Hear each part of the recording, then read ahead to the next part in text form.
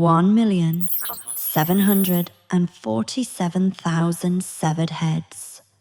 This wasn't a battlefield estimate. It was an inventory count. The order was administrative and precise.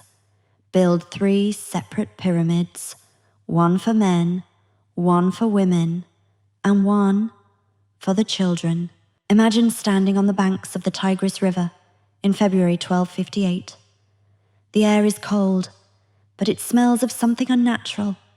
It smells of wet ash, iron, and the distinct, acrid scent of dissolving paper. Look at the water flowing past your boots. It isn't brown, and it isn't blue.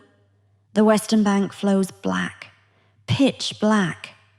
This is the ink washing off the pages of every book from the House of Wisdom, the greatest library on earth, thrown into the water to form a bridge of pulp. But the eastern bank runs red, thick, dark crimson. This is the lifeblood of 800,000 scholars, poets, merchants, and mothers, drained methodically into the current. Where the black ink meets the red blood, they swirl together into a dark, violet sludge, the color of a civilization bruising, then dying.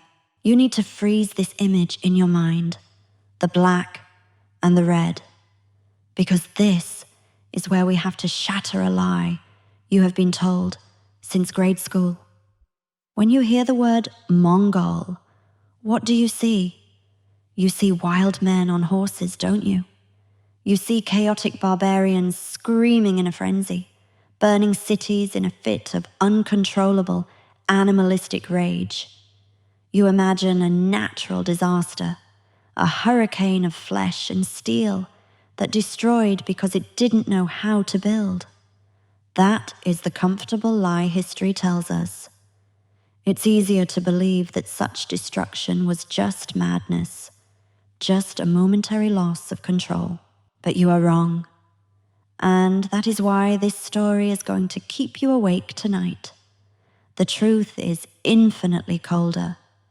The men who turned that river black and red were not savages losing control. They were the most sophisticated engineers of human suffering the world had ever seen. They didn't kill because they were angry. They killed because they had a quota. They didn't burn cities because they loved fire. They burned them because they had calculated the exact thermal output required to terrorize the next city on the map into submission without losing a single soldier. This wasn't a riot. It was a project. It was an industrial process, refined by trial and error, optimized for maximum psychological impact. They treated genocide not as a crime, but as a logistics challenge. Think about the mind required to do that. A barbarian kills you in the heat of battle. A systems engineer creates a protocol where your death serves a specific, calculated function in a larger algorithm of conquest. They turned terror into a technology. They weaponized the human imagination. They knew that if they skinned one aristocrat alive in the public square, the rumor of that event would travel faster than their fastest horse, breaking the will of a fortress 500 miles away before they even arrived. They were not agents of chaos. They were the architects of a silence so profound that 8 centuries later, we are still trying to fill it with words. The screaming, "You imagine?" that stopped quickly. The horror was in the quiet organization that followed, the sorting, the counting, the processing of human beings as raw material. So, wipe the image of the screaming warrior from your mind. Instead, picture a man sitting at a desk, calmly dipping a quill into that black river and writing down the number of ears he collected that day. That is the monster we are dealing with. Check your pulse right now. This video isn't about history.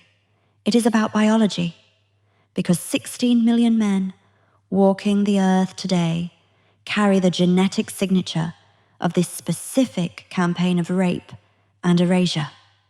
You might not just be listening to a story about monsters. You might be looking at the evidence of their crimes every time you look in the mirror. If you aren't ready to face that, click away now. You are standing on the high walls of Otrar, a jewel of the Silk Road.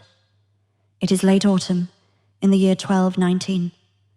The sun is setting, casting long, jagged shadows across the desert floor that stretches out toward the endless east. The air up here is thin and cold, biting at your exposed skin, but you are sweating. You are sweating because of the sound, or rather, the lack of it. The birds have stopped singing. The caravan bells that usually chime from the trade routes have fallen silent. Even the wind seems to be holding its breath. The only thing you can hear is the thudding of your own heart against your ribs, a frantic drumbeat warning you of something your eyes cannot yet see. In your hand, you are gripping a spear, the wood slick with the perspiration of your terror. But focus your attention on a different object. Look down at the gate below. There is a rider there. He is not attacking. He is alone. He sits atop a shaggy, muscular horse that looks as tired and hardened as the man riding it. He is holding something up to the dying light. It is not a weapon. It is a rectangular plate, heavy and dull in the twilight. Focus on this object. This is the golden tablet, the Paiza. This piece of gold, roughly a foot long and weighing as much as a brick, is the most terrifying object in the 13th century world. It is more dangerous than a sword, more devastating than a catapult. Keep your eyes on the Paiza. See the intricate script etched into the soft metal. It reads, "By the strength of eternal heaven, and by the power of the Khan of Khans, whosoever does not respect this shall die." This isn't just a passport. It is a physical manifestation of absolute, terrifying authority. It means that the man holding it speaks with the voice of a god. It means that if you touch a hair on his head, the sky itself will fall upon your city. This tablet is the circuit board of the Mongol Terror Machine. It connects a nervous system of spies, scouts, and armies, stretching from the Pacific Ocean to the gates of Europe. When you see the Paiza, you know that your isolation is an illusion. You are no longer a citizen of Otrar. You are a target coordinate in a global system of conquest. The man holding it looks up at you. He doesn't scream. He doesn't threaten. He simply waits. The silence he brings is heavier than the stone walls beneath your feet.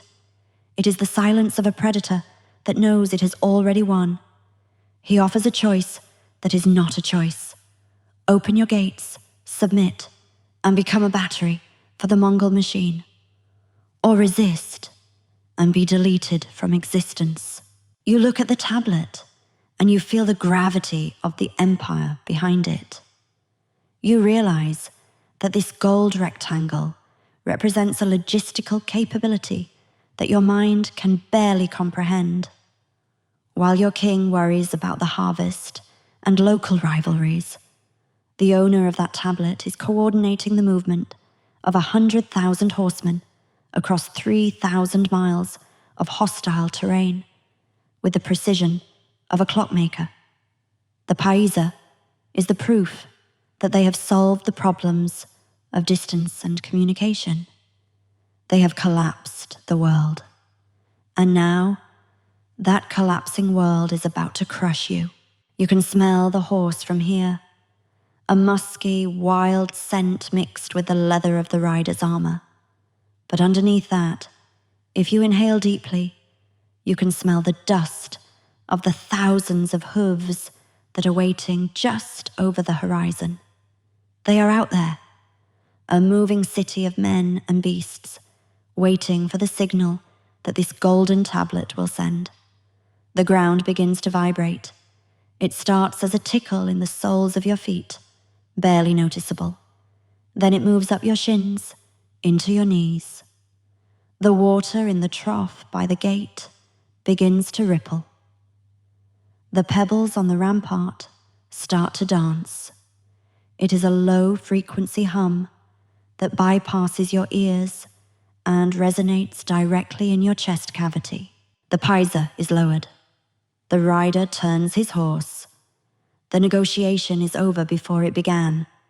You grip the stone parapet, your fingernails digging into the grit, trying to anchor yourself against the coming storm. But there is no anchor strong enough. The vibration grows into a roar, a sound like the earth tearing itself apart. The machine has arrived, and the first thing it will consume is your hope. You look one last time at the horizon, where the twilight is being swallowed by a darkness that moves. The golden tablet was the warning. Now comes the consequence. Night falls, but darkness does not come to Otrar. Instead, the horizon is set ablaze by a new constellation, one tethered to the earth. Look out over the ramparts again. Where there was once an empty desert, there is now a ring of fire stretching as far as your eye can see. Thousands of campfires, arranged in precise geometric grids, flicker in the blackness.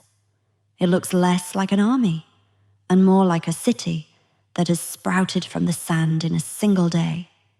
But it is the sound, not the light, that begins to peel away the layers of your sanity. Focus your hearing. Isolate the low, rhythmic thrumming that is vibrating through the soles of your sandals. That is the Nakara. It is a war drum, massive and barrel-shaped, stretched tight with the cured hide of a camel. This is your physical anchor for the next few minutes. The camel skin drum. It is not an instrument of music. It is an instrument of torture. The Mongols have positioned these drums at strategic intervals around your city walls, and they are playing them in shifts. Boom, boom, boom. A slow tectonic rhythm that mimics the heartbeat of a giant. They do not speed up. They do not slow down. They simply do not stop. Imagine you have been standing on this wall for 3 days. You have not slept. Every time your eyelids begin to heavy, every time your brain tries to slip into the mercy of unconsciousness, the boom rattles your teeth. It shakes the dust from the mortar between the bricks. It resonates in the hollow of your stomach. The Mongols understand the biology of exhaustion. They know that after 72 hours without sleep, the human mind begins to hallucinate. They know that paranoia sets in. They know that your commanders will start arguing, that the archers' hands will start shaking, that the will to fight dissolves when the brain cannot dream. They are engineering your collapse without firing a single arrow. Breathe in the air drifting over the walls. The wind has shifted. It carries a scent that is designed to break you just as much as the drums. It is the smell of roasting mutton, heavy, greasy, and delicious. They are cooking their dinner. They are sitting by those fires, eating their fill, laughing, sharpening their blades, while inside the walls, you are rationing stale bread and hoarding water. The smell of their gluttony mixes with the stench of fierce sweat and sewage that is filling your crowded streets. It makes your mouth water and your stomach cramp at the same time. It is a sensory mockery. They are showing you that they are comfortable. They are well fed. They are not afraid of you. To them, This siege is not a desperate struggle. It is a picnic before the slaughter. The Nakara beats on.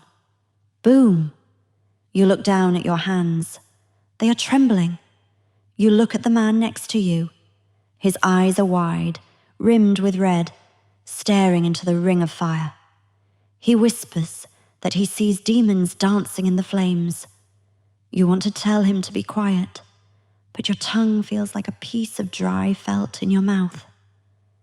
This is the genius of the Mongol Terror Machine. They strip you of your biological necessities, sleep, food, silence, until you are no longer a soldier. You are a nervous wreck. You are a ghost, haunting your own battlements. Suddenly, the drumming stops. The silence that follows is violent. It sucks the air out of your lungs.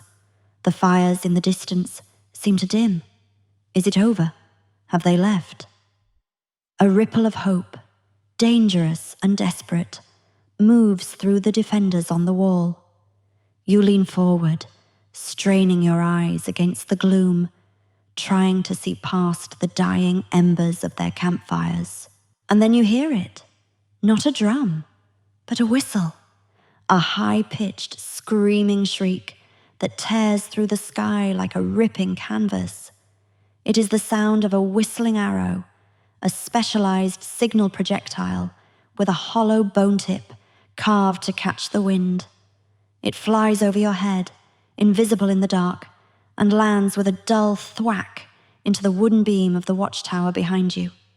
You turn to look at it. It is vibrating. Then, another sound rises from the darkness below.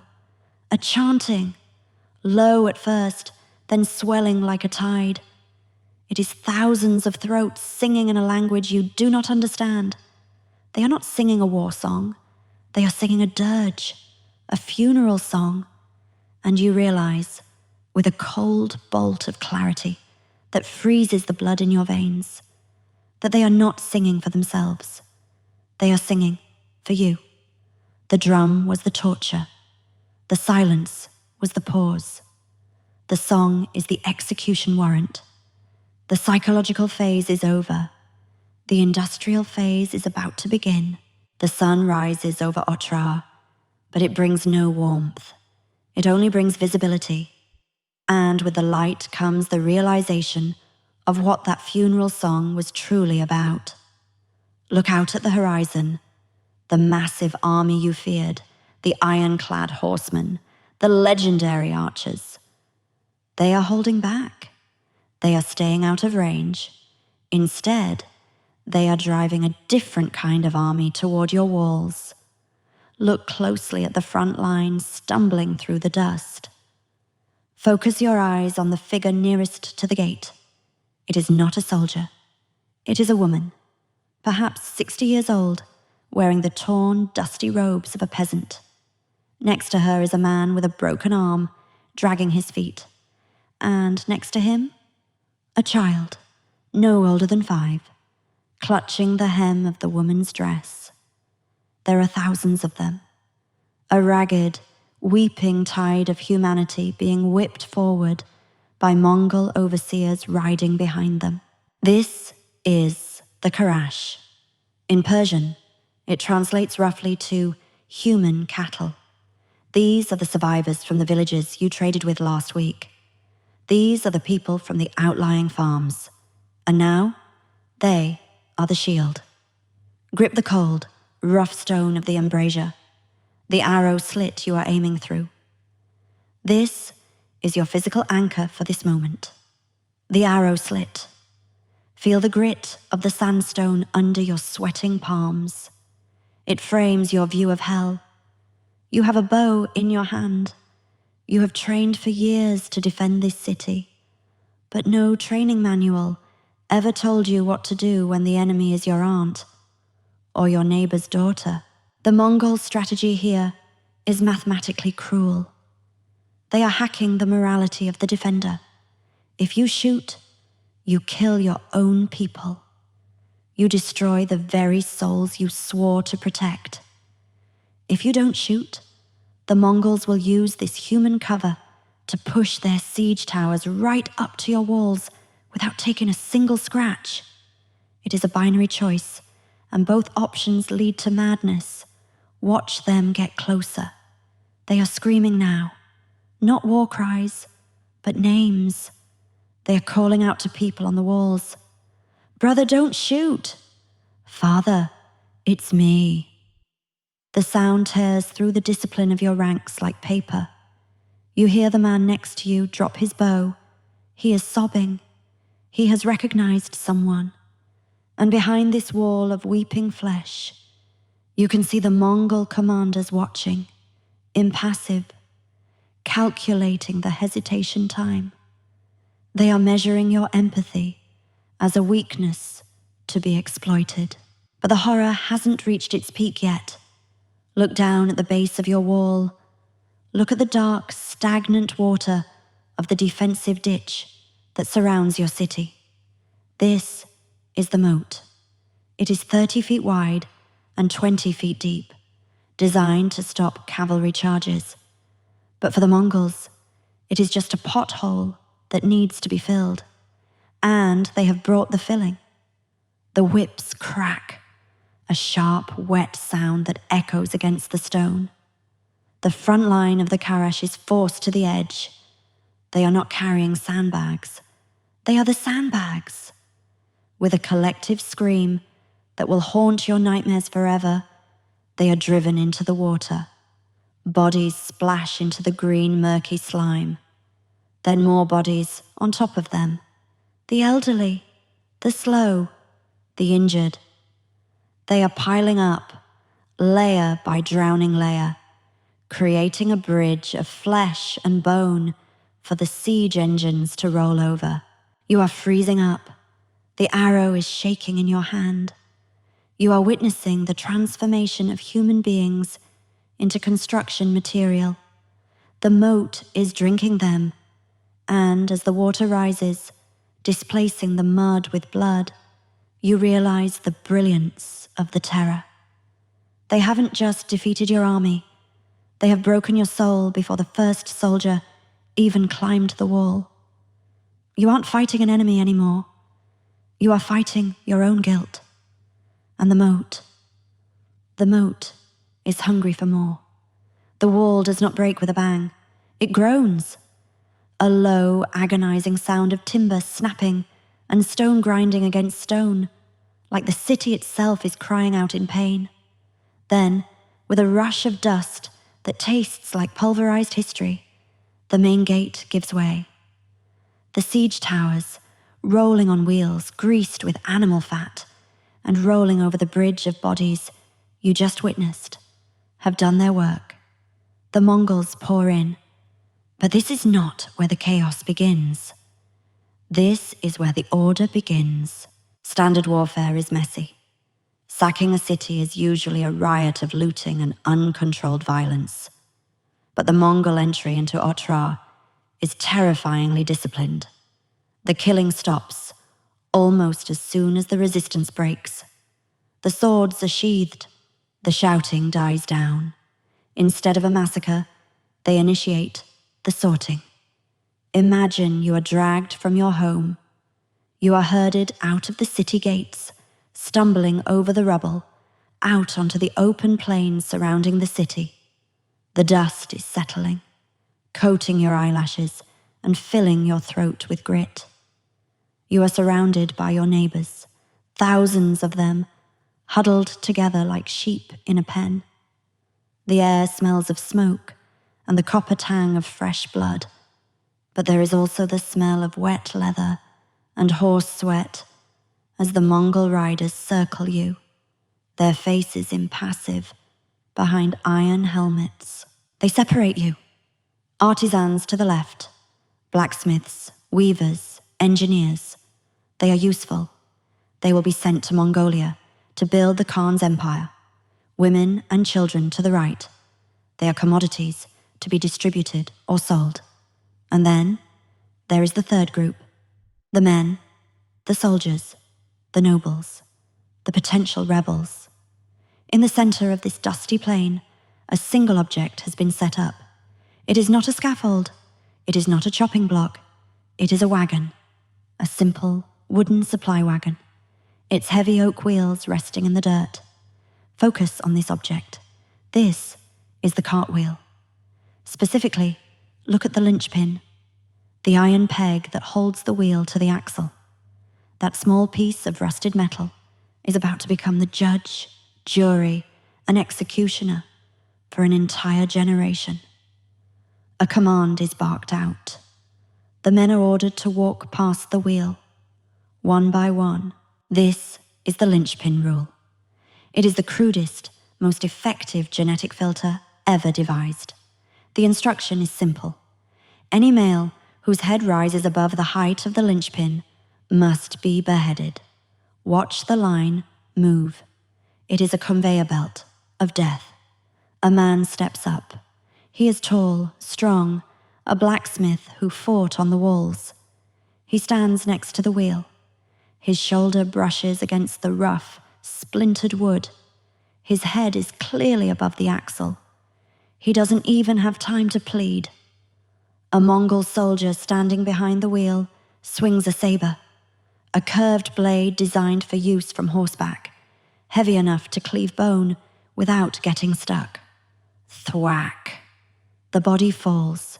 The head rolls into the dust. Next, the horror of the cartwheel is not just the killing. It is the selection. The wheel is low. It is perhaps 3 feet off the ground. This means that every adult male, every teenager, every boy who has hit his growth spurt dies. Who is left? Only the smallest children, the toddlers, the infants. Why? Why spare the small ones?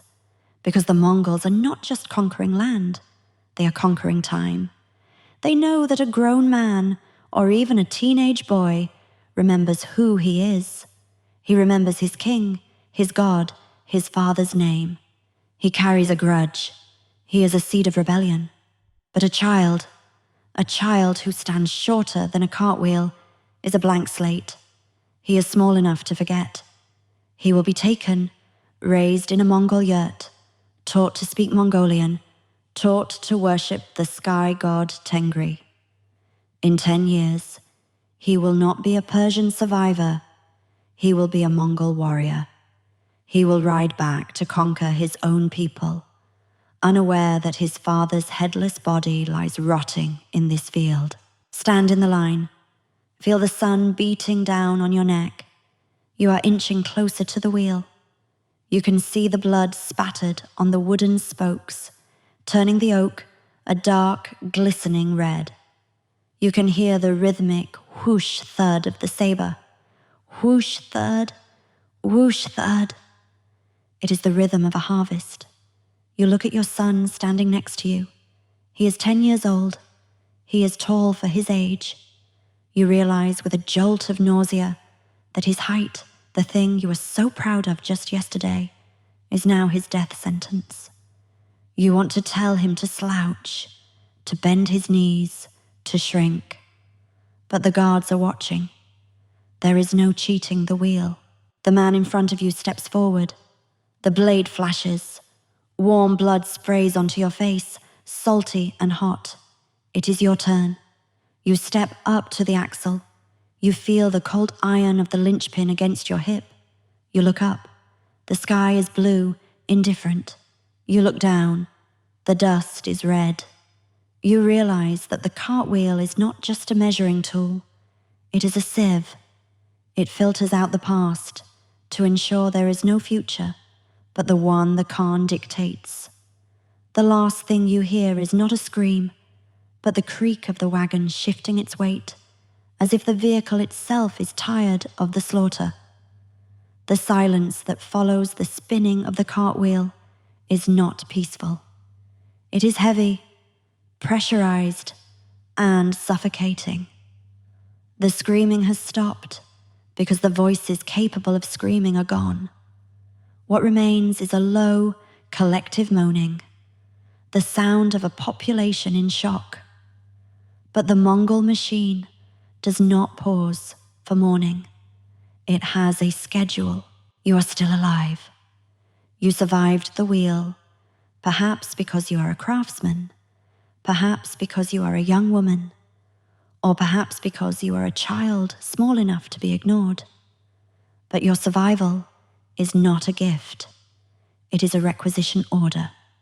You are now property of the state. Feel the bite on your wrist. This is your new physical anchor, the horsehair rope. It is rough, braided from the stiff, coarse mane of the Mongol ponies. It is not tied gently. It digs into your skin, cutting off the circulation, chafing until your wrist is raw and bleeding. But you are not tied to a post. You are tied to the person in front of you, and the person behind you is tied to you. A long, living chain of misery, stretching for miles across the desert floor. The whip cracks. The march begins. You are leaving the smoking ruins of Otrar, but you are not going home. You are being driven to the next city on the Khan's map. You are no longer a citizen. You are Karash. You are the human ammunition for the next siege. Walk. Focus on the rhythm of the feet, shuffling in the dust. Scuff, scuff, scuff. It is a hypnotic, deadening rhythm. The sun beats down on your unprotected head, baking the grief into your skull. Your lips are cracked, your tongue is swollen, but you cannot stop. If you stumble, the rope tightens. If you fall, you drag the person behind you down. And if you do not get up within 3 seconds, the rider flanking the column will not help you. He will simply lean down from his saddle and sever your spine with a mace, cutting the rope to free the others, leaving your body for the vultures that are already circling overhead. This is the logistics of terror. The Mongols understood that a dead enemy is useless, but a captive enemy is a resource. You are walking to Bukhara. You are walking to Samarkand. When you arrive, you will not be asked to fight. You will be asked to dig. You will fill moats with bundles of sticks. You will push siege engines into arrow fire. You will stand in the front line, unarmed, waving at the defenders on the walls.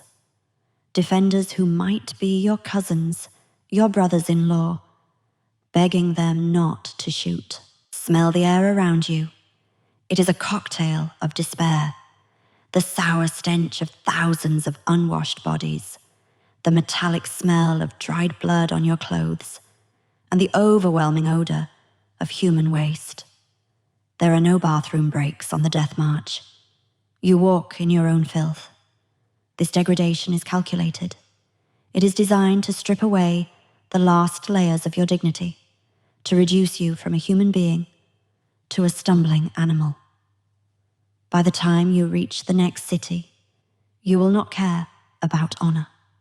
You will not care about resistance. You will care only about a sip of water or a moment of sleep. They are breaking you down, step by agonizing step, so that when you are finally told to run toward a wall of archers, you will do it just to end the pain. Look at the rope again.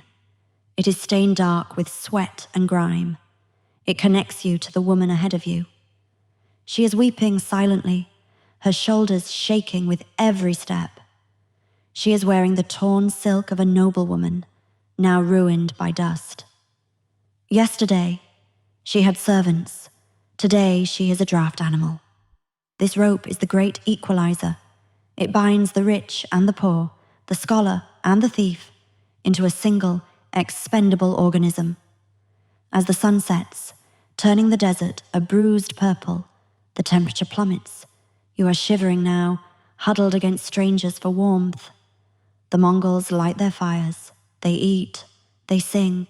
You watch them from the darkness of your bindings. You realize that to them, this is just a commute.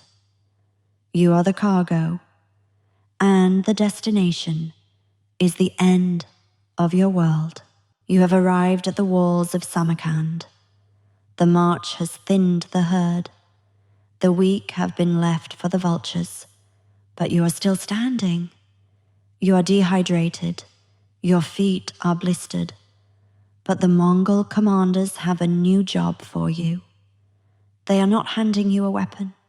They are handing you a basket. Look at this object. It is a crude, woven earth basket, made of dry reeds and stiff grass. It is the most primitive tool imaginable, yet in the hands of the Mongol Terror Machine, it is more effective than a battering ram. Your orders are simple.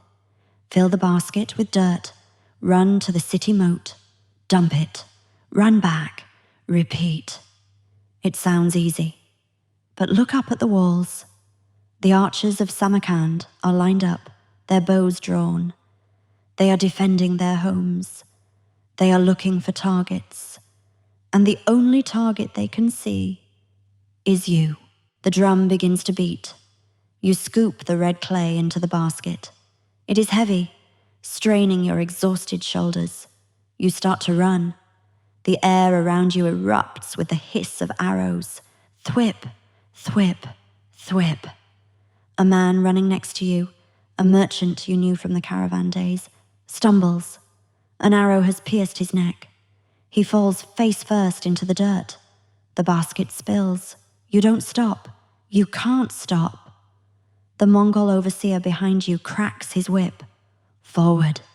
You reach the edge of the moat. You tip the basket. The dirt falls, but it barely makes a dent in the deep trench. It will take millions of baskets to create a ramp, millions of runs. And then you see what is truly filling the moat. It isn't just earth. It is the bodies of the runners who went before you. You are not just paving the road with dirt, you are paving it with your neighbors. On the wall above, a commander of the city screams an order. Hold fire! Those are our people! The arrows stop for a second. The defenders are paralyzed.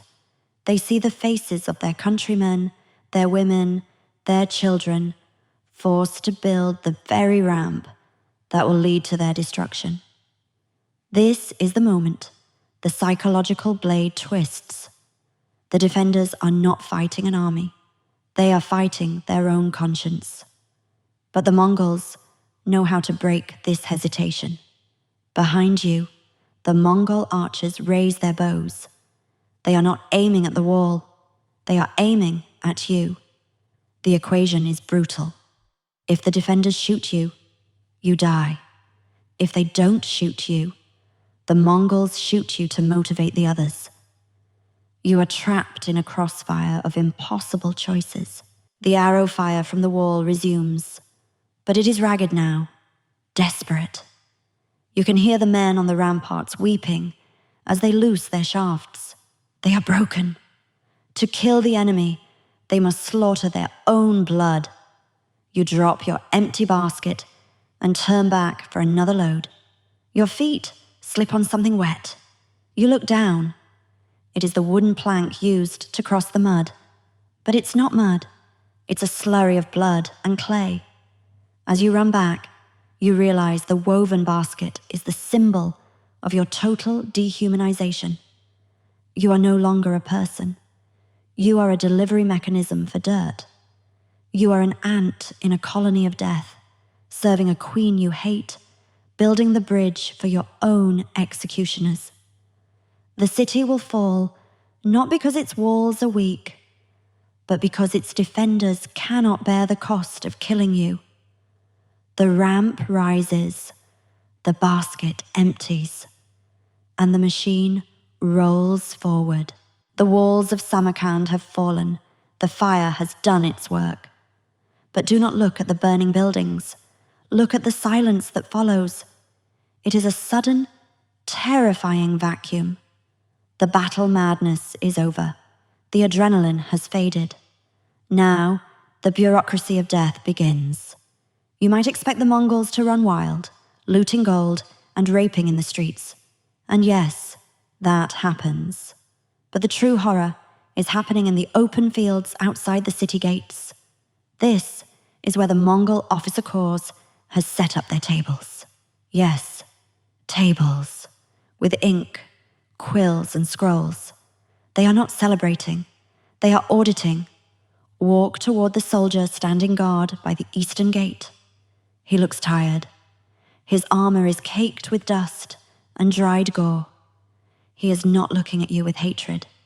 He is looking at you with the dull, glazed eyes of a factory worker at the end of a double shift. In his left hand, he holds a curved dagger, sharpened to a razor edge. In his right hand, he holds a heavy, wet object. Focus on this object. It is the burlap sack. It is coarse, woven from rough hemp, stained dark brown at the bottom. It is heavy, sagging with a dense, wet weight. It does not contain coins. It does not contain jewelry.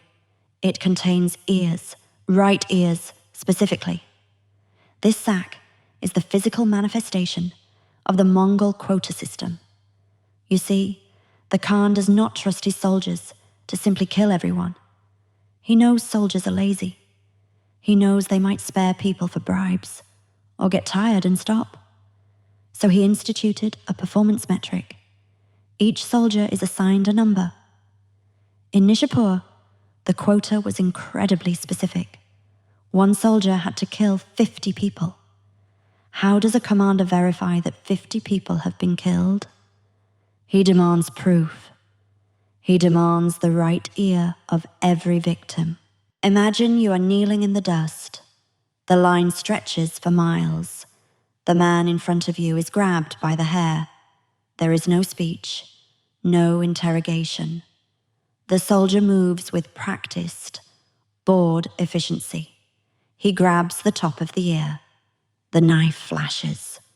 There is a sickening crunch of cartilage, a sound like stepping on a dry twig. The man screams, clutching the side of his head, blood spurting through his fingers. But the soldier has already moved on. He drops the ear into the sack. Squelch, that sound. The soft, wet impact of flesh hitting flesh inside the bag. That is the sound of a civilization being filed away. The sack is getting full. You can smell it from here. It is a concentrated copper scent, distinct from the general smell of the battlefield. It smells like a butcher shop that has been left in the sun. Flies are beginning to gather, a buzzing black cloud that hovers around the soldier's waist. He waves them away irritably, not because he is disgusted by the gore, but because they are distracting him from his count. He mutters to himself, 42, 43. He's not killing out of malice anymore. He is killing to finish his shift. He is killing so he can go back to his tent and sleep. This is the banality of evil that philosophers will write about centuries later, enacted here on the plains of Central Asia. You are not a human being to him. You are a unit of production. You are a tick mark on a ledger. It is your turn. You look up at him. You try to plead. You try to offer him money hidden in your boot. He doesn't even look at your face. He looks at your ear. To him, your ear is the receipt. Without it, he cannot prove he did his job. Without it, he might be punished by his own commander. So, in a twisted way, he has to kill you to save himself. The hand grabs your hair. It is rough, sticky with the drying blood of the 43 people before you. You feel the cold metal of the blade against your skin. You realize that your life, your memories, your loves, your fears, everything that makes you you, is about to be reduced to a piece of gristle in a burlap bag. The knife slices. The pain is white hot, blinding. But the worst part isn't the pain. It's the realization that you are part of a batch. You are being processed. The sack is tied shut. It is thrown onto a wagon with hundreds of other sacks. That wagon will travel back to the Khan. The ears will be poured out. They will be counted. And if the number matches the population census, the city will be marked as pacified. This is how you erase a culture. You don't just defeat them. You turn their death into a statistic, verified by the severed parts of their own bodies. The wagon rolls away, its wheels creaking under the weight of 10,000 silences. And the soldier wipes his knife, grabs a new sack, and looks for the next line. The killing phase is over. The counting phase is complete. Now comes the sanitization. You see, leaving 1 million bodies to rot in the sun is a tactical error. It breeds disease. It poisons the water tables that the Mongol horses need to drink from. The Mongols are practical men. They do not leave a mess. They clean up the workspace. You are hiding now. You have crawled into the darkness of a Khanat, one of the ancient underground irrigation tunnels that run beneath the city of Merv. It is cool down here, damp and smelling of wet clay and old moss. You are huddled in the pitch black with 20 other survivors. You do not speak. You barely breathe. You listen. Above you, the sounds of the saber and the scream have been replaced by a new sound, a roaring, a crackling. It sounds like a storm, but it doesn't rumble. It snaps. The air being sucked into the tunnel entrance is getting hotter. It is moving past you in a draft, carrying a smell that will stay in your nostrils for the rest of your short life. Focus on this smell. It is not the clean smell of burning wood. It is heavy. It is greasy. It tastes like copper and spoiled pork. It coats the back of your throat with a film you cannot swallow away. This is the smell of a city being turned into a crematorium. In the darkness, something floats down from the ventilation shaft above. It lands on your hand. You cannot see it, but you can feel it. It is light, feathery, and warm. You rub it between your trembling thumb and forefinger, and it smears into a fine, dry powder. This is your physical anchor, the flake of white ash. This flake is not wood. It is not paper. It is the final state of the neighbor you joked with yesterday. It is the residue of the library where you studied. It is the structure of the market where you bought bread. The Mongols have set fire to the city, but they have done it with the same engineering precision they applied to the siege. They have used the wooden beams of the houses to build pyres for the bodies. They are balancing the fuel load. They are ensuring a complete burn. Hold that thought. A complete burn. The ash falling on you is pure. It signifies that the heat above is intense enough to vaporize bone. This is the industrial efficiency of the Mongol eraser. They are not just destroying the people. They are destroying the evidence. They are scrubbing the land clean. As you sit in the dark, rubbing that ash into your skin, you realize the temperature in the tunnel is rising. The water at your feet is getting warm. The city above is acting like a kiln, and you are inside the oven. The panic in the tunnel begins to rise.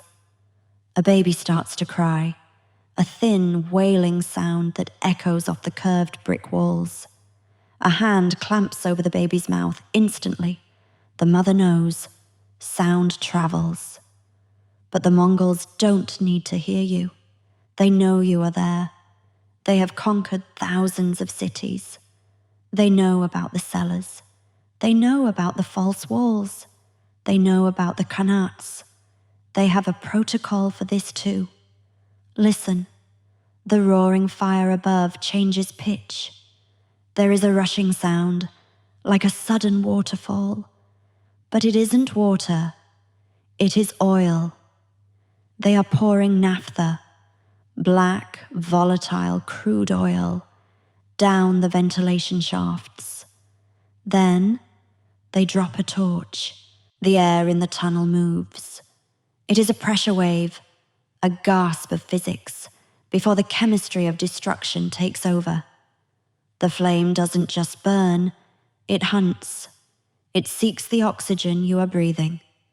You feel the air being ripped out of your lungs to feed the fire. The white ash on your hand is no longer a curiosity. It is a prophecy. You realize that you are not a survivor hiding in the dark. You are simply fuel that hasn't been ignited yet. The machine is thorough. It checks every corner.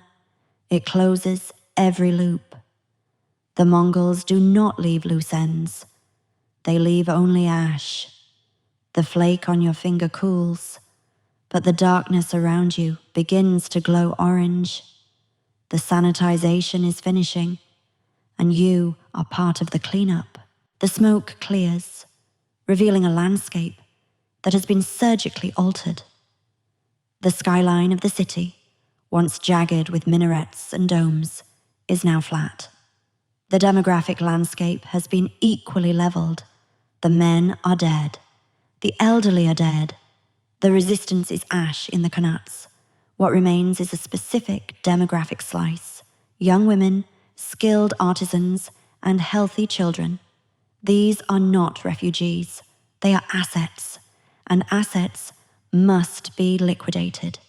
You are standing in what used to be the central plaza, the heart of the city's culture. It is now an open-air auction block. The Mongols have not just destroyed the economy, they have replaced it. The currency of poetry and spices is gone. The new currency is flesh. Look at the object, passing from hand to hand. It is a small, round piece of metal. It is cold, stamped with Arabic calligraphy.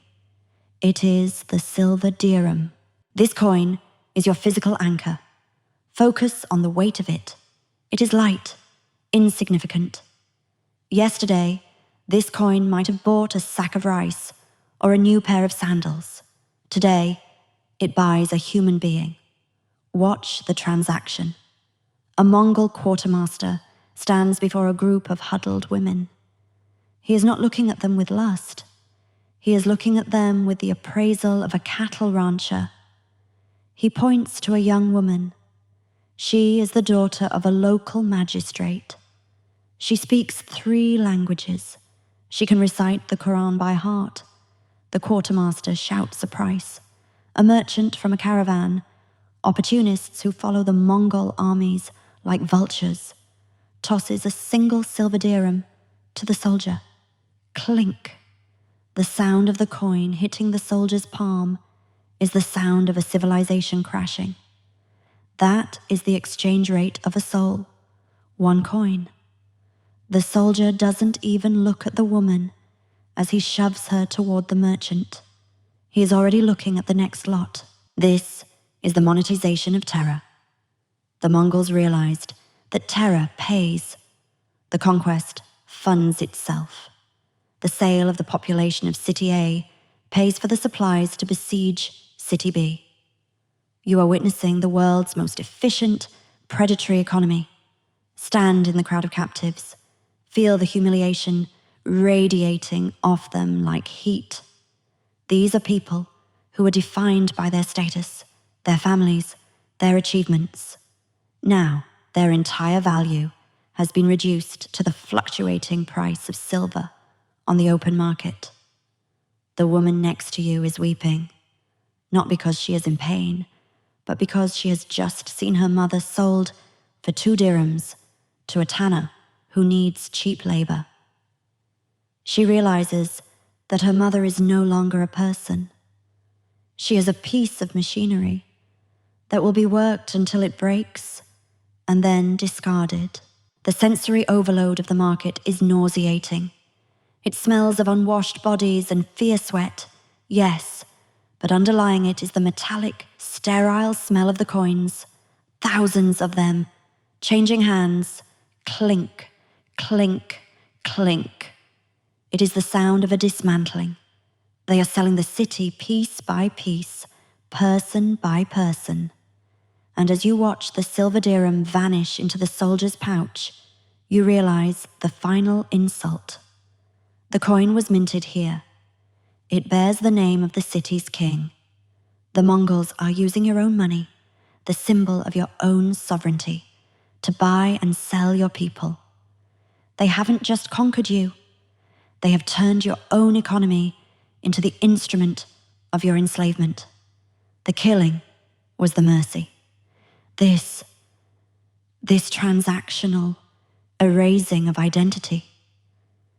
This is the true hell. You are witnessing the death of a civilization, but not through the destruction of its buildings.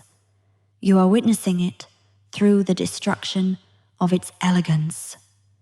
The Mongols understood that to truly erase a people, you must humiliate what they hold most sacred.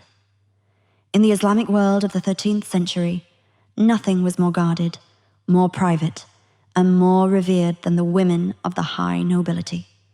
They were the keepers of the culture, the patrons of the arts, the invisible pillars of the dynasty.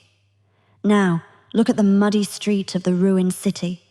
There is an object, half buried in the slurry of ash and rain. It is small, creamy white, and carved with the delicacy of a spider's web. Focus on this object. It is the ivory hairpin. Pick it up in your mind. Feel the smoothness of the elephant tusk, polished by the hands of a master craftsman in India, traded across the ocean, carved in Baghdad, and worn in the hege of a princess. It is cool to the touch. It represents centuries of trade, art, and refinement. It is a symbol of a world where beauty mattered. And now, watch what happens to it. A heavy leather boot, caked with horse manure and blood, steps down. Snap. The sound is small. It is insignificant compared to the crashing of walls.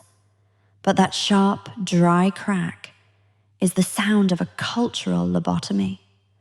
The hairpin shatters into splinters. The boot twists, grinding the white shards into the grey mud. Look up from the mud.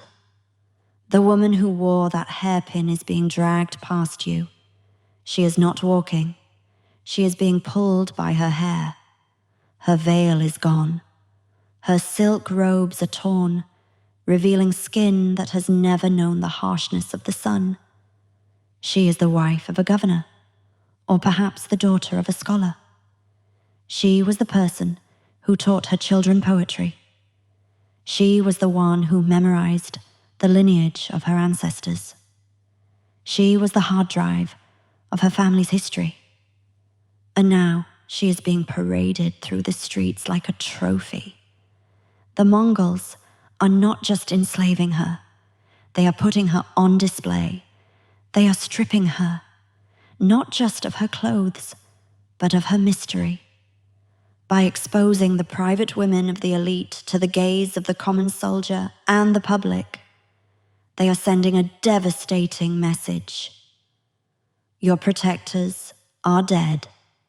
Your God is silent. Your honor is ours to break. The sensory dissonance is overwhelming. You can smell the lingering scent of rosewater and jasmine perfume on her torn clothes, the smell of the palace, clashing violently with the stench of the burning city. It is the smell of beauty rotting. You watch her eyes. They are wide, vacant. She is in a state of dissociative shock. She doesn't feel the rough hands pushing her. She doesn't feel the cold wind. She is watching the hairpin, her dignity, being crushed into the dirt. This act of breaking the hairpin is the breakage of the transmission line.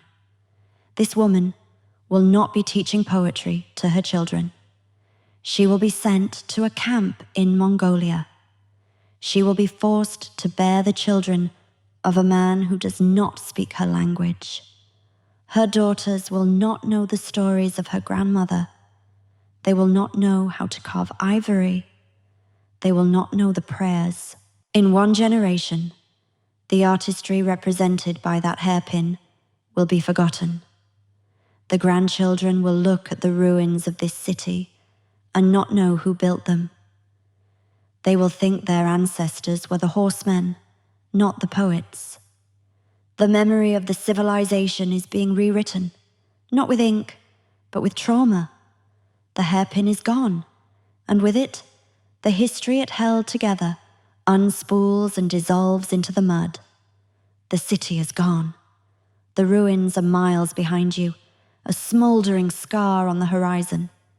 You are no longer in a palace. You are no longer in a stone house.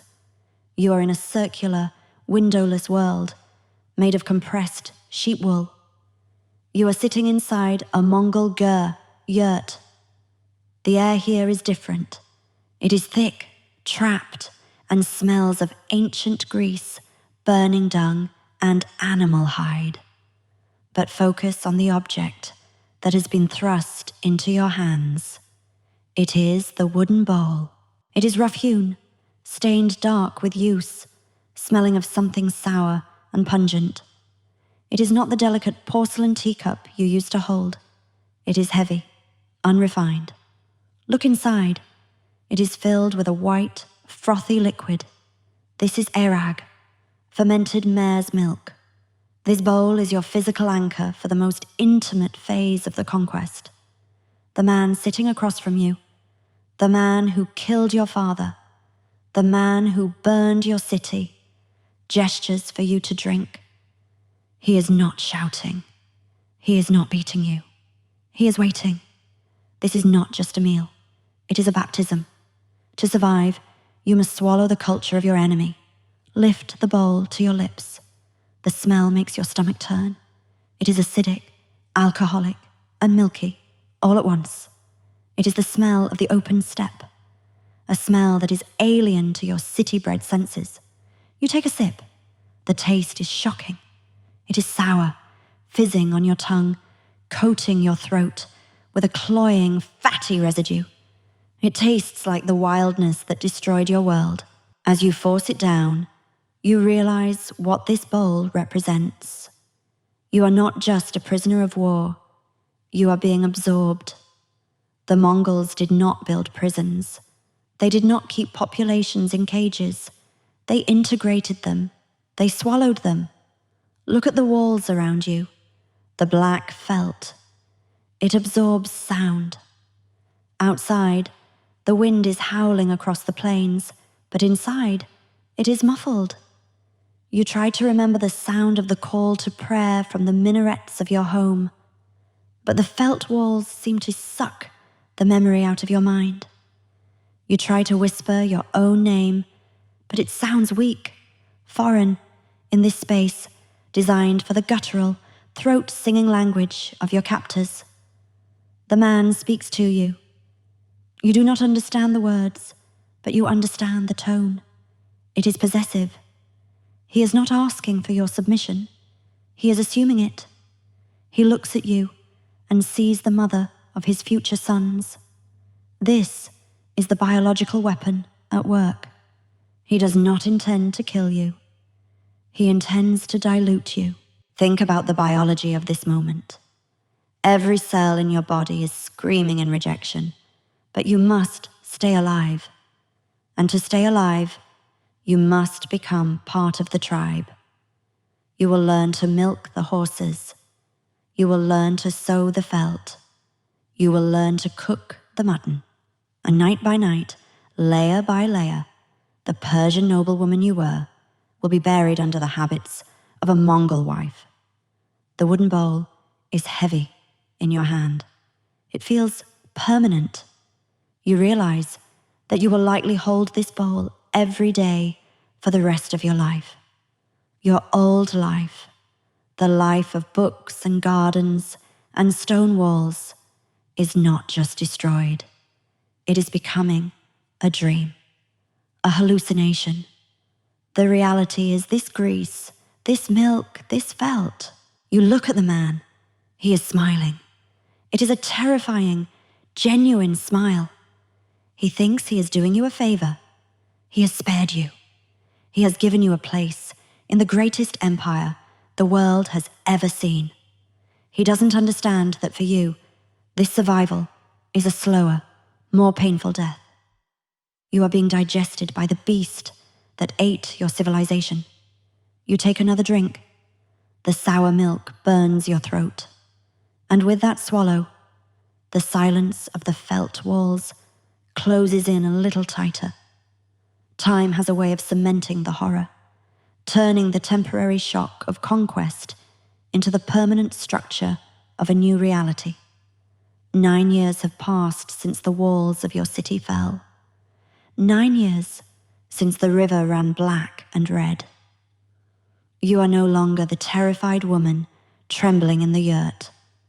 You are a survivor. You have learned the rhythm of the step.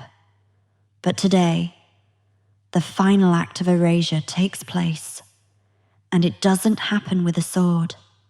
It happens with a gift. You are standing outside the GR, watching a boy, your son, standing on the grass. He is 8 years old. He has your nose, the delicate curve of the Persian nobility, but he has his father's eyes, the eyes of the man who enslaved you, and he has his father's stance, legs bowed slightly from a life spent in the saddle since he could walk. The father approaches the boy. He is holding something small, carved from smooth, green stone. Focus on this object. It is the jade thumb ring. It is an archer's tool designed to protect the thumb when drawing the heavy Mongol composite bow. It is the symbol of the warrior class. It is the signet ring of the predator. The father kneels. He places the ring on the boy's thumb. It is a little loose, but the boy beams with pride. He holds his hand up to the sun, watching the light pass through the translucent green stone. You step forward. You want to call out to him. You want to use the name you whispered to him when he was a baby. His real name, the name of your grandfather, the name that links him to the scholars and kings of the city that is now dust. You open your mouth to say it, but the boy turns to his father and shouts a word. It is a sharp, guttural cry of joy. It is a Mongol word. He thanks his father in the language of the destroyer. He praises Tengri, the eternal blue sky. You stop. The name dies in your throat. You realize, with a pain far sharper than the Linchpin execution, that your son does not hear you. He does not know the language of the library. To him, the ruins you weep over are just old rocks. To him, the stories of your people are the mutterings of a slave. He loves his father. He wants to be like his father. He wants to ride. He wants to conquer. This is the brilliance of the genetic conquest. The Mongols didn't just kill your husband to end his line. They impregnated you to hijack your line. They used your womb to incubate their future. You have spent 9 years keeping this boy alive, feeding him, washing him, protecting him, only to realize that you have successfully raised a Mongol soldier. The sensory details of this moment are quiet, but devastating. The wind rustles the grass, the eternal indifferent wind of the steppe. You hear the thrum of the bowstring as the boy tests his new toy. You smell the smoke from the fire where the mutton is cooking. The smell of home, for him. For you, it is the smell of a prison. You look at the jade thumb ring again. It is a circle. It represents the cycle that has been broken and re-welded.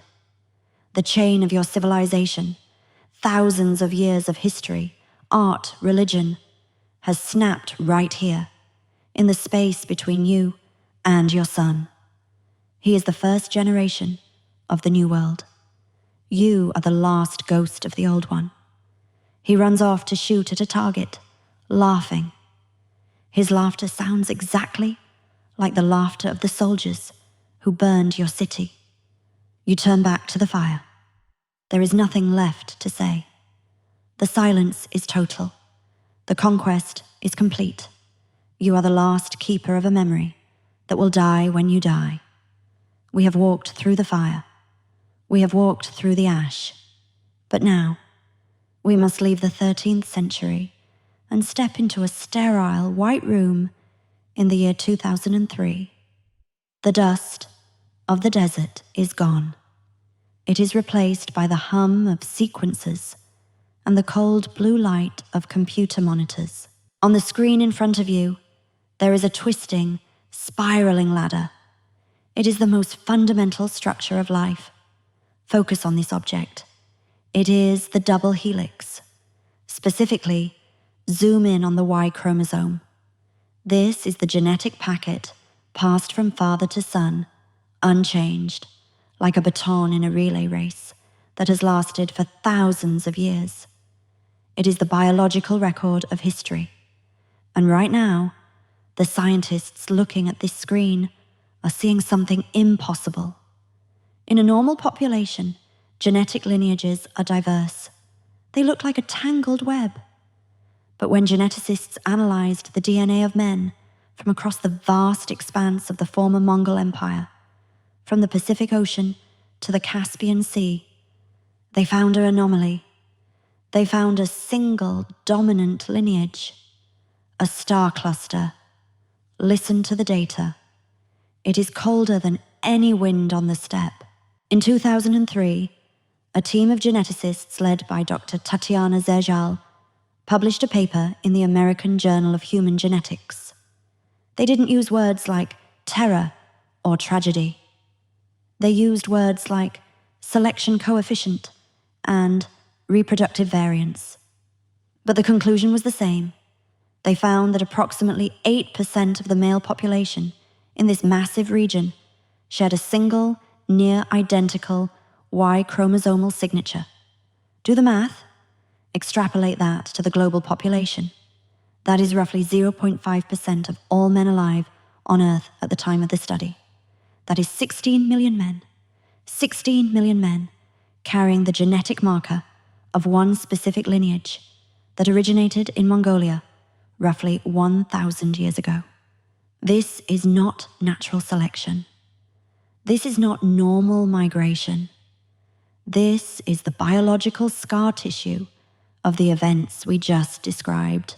To understand the gravity of this, we must look back at the words of the Persian historian Ibn al-Athir, who lived through these events. He wrote a passage that is usually read with a trembling voice. Read it with me now. I have remained for several years avoiding mentioning this event. I deemed it so horrible that I shrank from recording it. For who is there who would find it easy to subscribe to the announcement of the death of Islam and of the Muslims? Oh, would that my mother had not borne me, or that I had died and perished before this event occurred and been a forgotten thing. Ibn al-Athir thought the story ended with the death of his people. He was wrong. The story didn't end. It hid. It hid inside the cells of the survivors. The double helix on the screen is the bridge between the historian's grief and the scientist's data. Ibn al-Athir saw the pyramids of heads. The scientists see the star cluster. They are looking at the same thing. One is the crime scene photo. The other is the forensic match. The Mongol Terror Machine was so efficient that it didn't just alter political borders. It altered the human genome. It created a bottleneck in human evolution, where the diversity of thousands of fathers was wiped out and replaced by the lineage of the conquerors. When you look at that twisting ladder of DNA, you are not looking at biology. You are looking at the most successful campaign of sexual dominance in mammalian history. Those 16 million men are not just descendants. They are living monuments. The pyramids of skulls in Nishapur crumbled to dust centuries ago. The walls of Otrar are buried under sand. But this microscopic pyramid, this survives. It walks among us. It breathes. It pays taxes. It watches videos on the internet. The star cluster is the final, undeniable proof that the strategy worked. The memory of the mother who whispered poetry in Nishapur is gone, but the genes of the man who took her serve as the foundation for a vast slice of modern humanity. The double helix doesn't care about morality. It only cares about replication. And in the brutal calculus of the 13th century, terror was the ultimate replication strategy. Here is the twist, the moment where the narrative shifts from a story about war to a story about calculation. You might be thinking that this genetic legacy is just an accident. You might be thinking, war is messy, soldiers are violent, rape is a tragic side effect of conquest. That is the modern, comfortable interpretation. We like to believe that atrocities are crimes of passion, moments where humanity breaks down. But you need to look at one final object to understand why that is a lie. Look at the corner of the yurt. There is a small wooden object rocking gently on the uneven floor. It is made of birch wood, strapped together with leather thongs. Focus on this object. It is the cradle. It is empty right now, but it tells the whole story. Here is the twist that turns this history into a nightmare. The sexual violence of the Mongol Empire was not a side effect. It was the strategy. It was the primary engine of their longevity. Think about the math problem I gave you at the beginning. How does a nation of 1 million people control an empire of 50 million? You cannot occupy them. You don't have enough soldiers to garrison every city from Beijing to Baghdad. If you just tax them, they will eventually rebel. If you just kill them, you have no one to work the fields. So, the Mongols invented a third option, the Great Substitution. They realized that the most efficient way to secure an empire forever is not to govern the population, but to become the population. The killing of the men, the pyramids of skulls, the Linchpin rule, was the preparation. It was clearing the field. By removing the local Y-chromosomes, the fathers, the husbands, the sons, they removed the biological continuity of the resistance. They deleted the memory of defense. Then came the women. The women were not taken merely as prizes. They were taken as incubators. This is a cold, hard word to use, but we must use it because it reflects the cold, hard logic of the Khan. By impregnating the noblewomen of the conquered cities, the Mongols were performing a massive genetic injection. They were using the bodies of their enemies to multiply their own numbers. Every child rocking in that birchwood cradle was a biological victory. That child would have the resistance of the mother, local immunity, local knowledge, but the loyalty of the father, Mongol identity, Mongol gods. This wasn't just rape. It was eugenics, 600 years before the word was invented.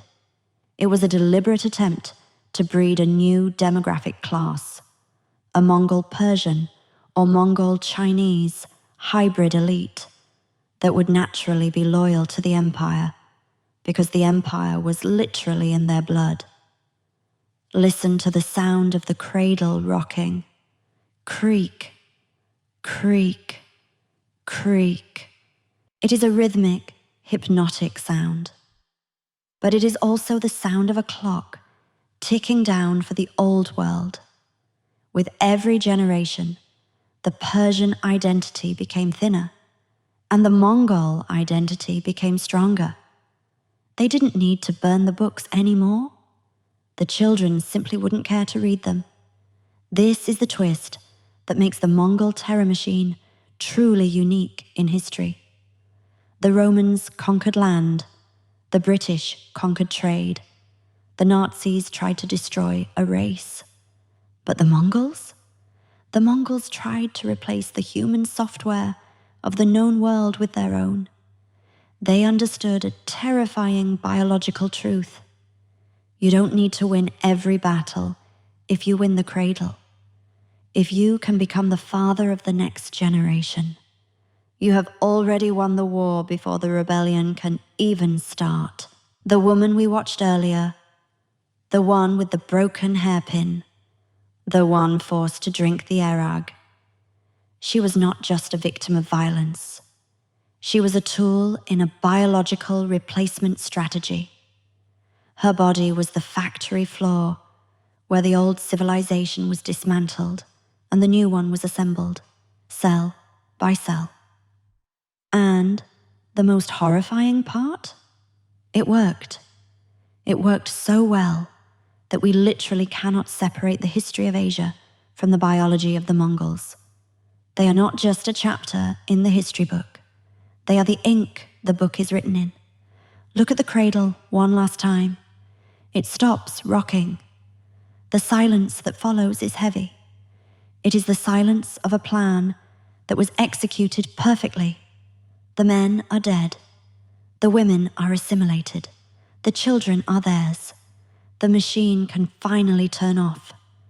The fires have long since burned themselves out.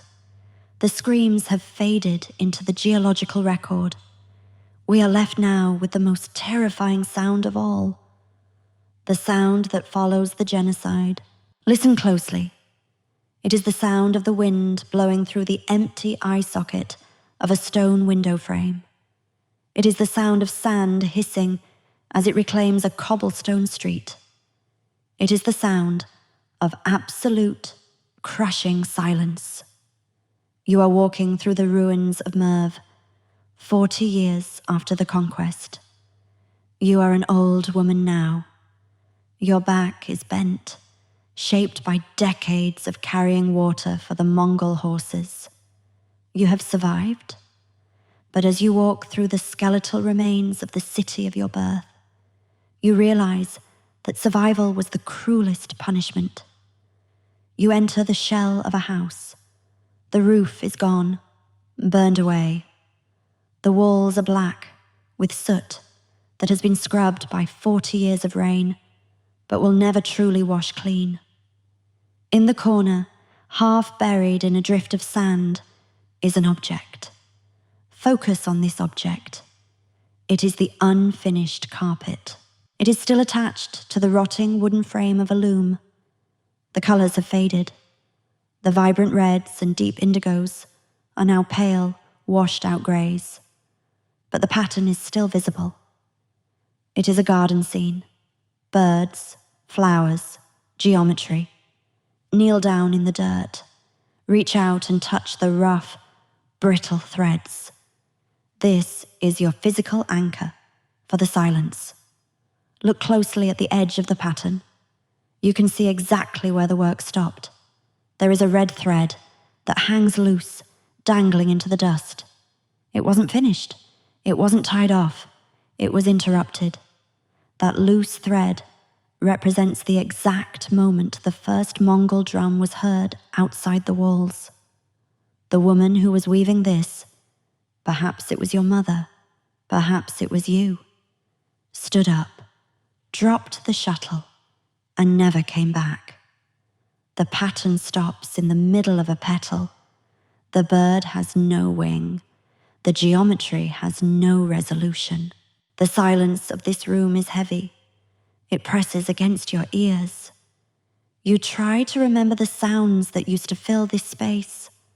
The laughter of children chasing each other around the courtyard. The rhythmic thwack thwack of the loom. the voice of your father reading poetry in the evening, but you cannot hear them. The acoustics of the room have changed. The walls are broken, and they no longer hold the echo of human life. They only hold the wind. You realize that the city is not dead because the buildings are destroyed. It is dead because the memory is dead. You think of your grandson. He is outside, waiting for you with the horses. He is a strong man, a warrior in the Khan's army. He wears the silk of the conqueror. He speaks the language of the steppe. If you showed him this carpet, he would not see a garden. He would see an old rag. He would not understand the symbolism of the birds. He would not know that the pattern is a prayer. To him, Merv is just a pile of old bricks. He has no emotional connection to it. The history of this place, the thousands of years of learning and art and love, ends with you. When you die, the memory of what this carpet was supposed to be will vanish from the universe. This is the true weight of the silence. It is the realization that the erasure worked. The Mongols didn't just kill the people, they killed the context. They created a world where the survivors are strangers in their own homes, and their children are aliens to their own history. You run your hand over the rough weave one last time. The dust rises in a small, suffocating cloud. You smell the dry decay of the wool. It smells like time. It smells like oblivion. You want to scream. You want to fill this empty room with one last testimony, one last declaration that we were here, we mattered. But your throat is dry, and you know that the desert wind will swallow your voice before it even leaves the room. So you say nothing. You let the red thread hang loose. You stand up, your knees cracking in the quiet.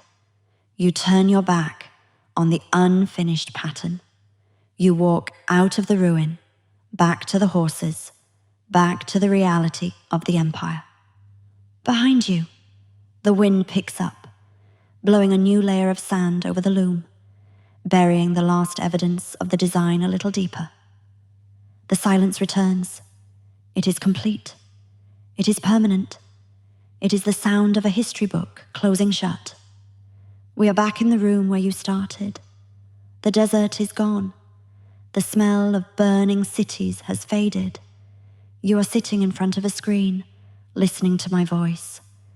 But before you click away, before you return to the safety of your modern life, I want you to do one last thing.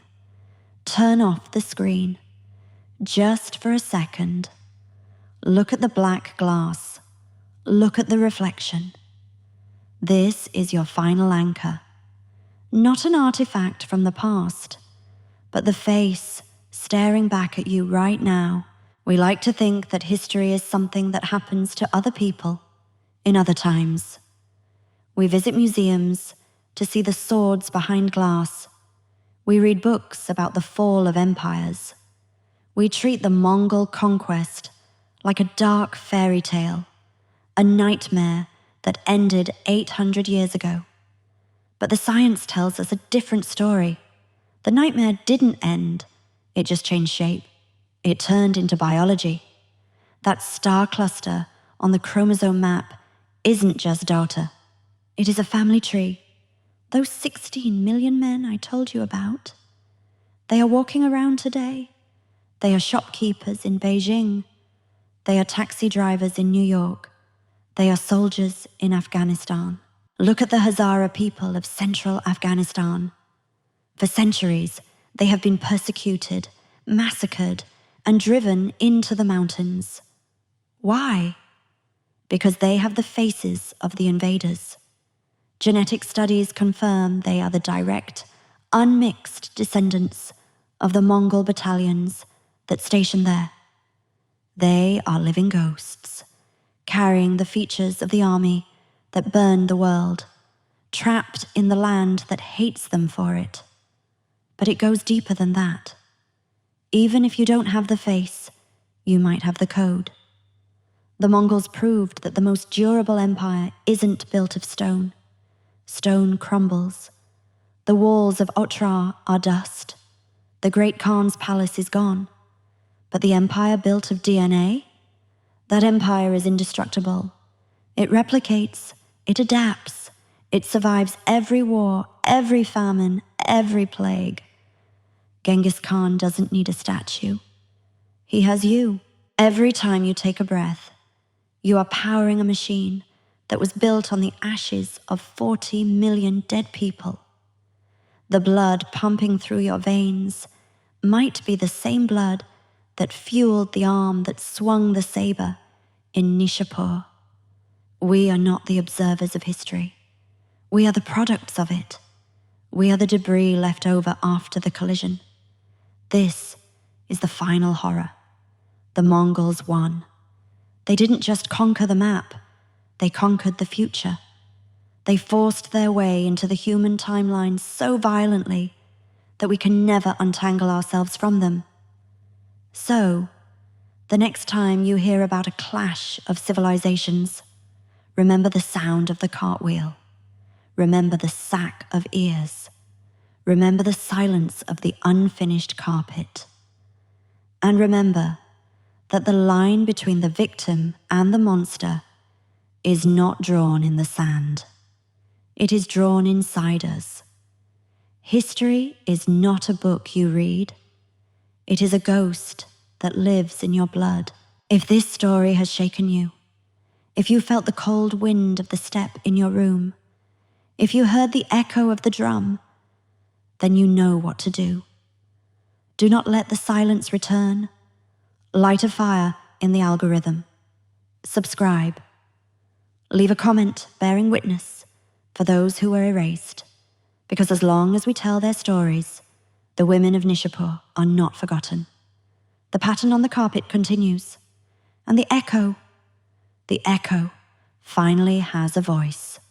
I am the hypnotic storyteller, and I will be waiting for you in the next shadow.